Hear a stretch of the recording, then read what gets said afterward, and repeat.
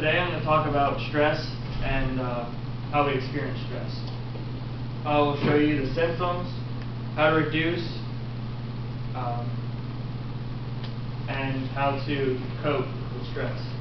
Stress is something that we deal with in all of our lives.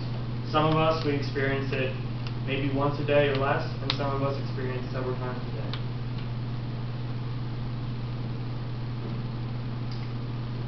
My search for understanding stress, I went to a teacher here at Penn State. Her name was Miss Kobe Michael. She is the head instructor of the psychology department, and she gave me this wonderful definition of stress in her own words. She said that stress is something that interferes with us obtaining a goal.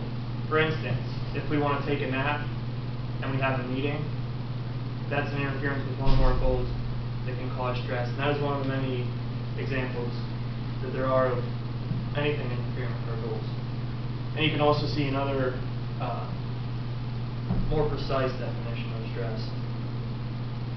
Knowing what stress is, we can understand it better and be able to cope with it better. Knowing what it is part of the battle. Some of the basic symptoms for stress are sleepiness, irritability, gaining weight, and obviously an increased workload. There's bad stress and there's good stress. Good stress is something that has helped us evolve from the beginning of time. Minute stresses within our daily lives help us to adapt and evolve throughout our lives and throughout history. But too much stress can also cause health problems. When too much stress is involved in our lives, it produces two hormones that are secreted from our adrenal glands.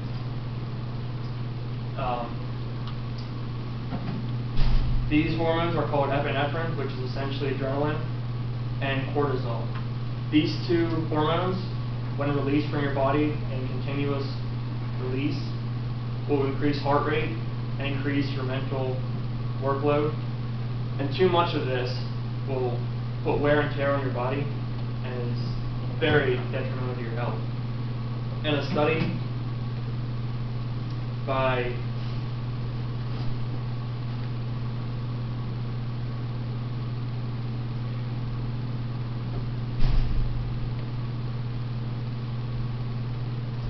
the Gale Dictionary of Stress or Mental Health, it says that 90% of all diseases are stress-related. One way to assess our stress is by using one of these charts. These charts help us to determine how much stress we're encountering each day and whether or not we need to seek help for this stress.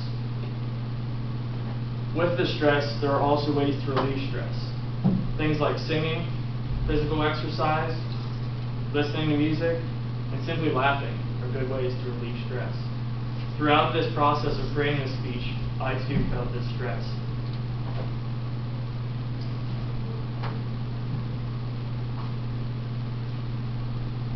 Nobody's immune to this disease that we may call it.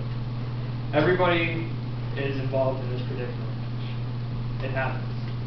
But knowing what it is and knowing how we can cope with it significantly increases our chances of reducing the amount that it affects us and the less health problems we have.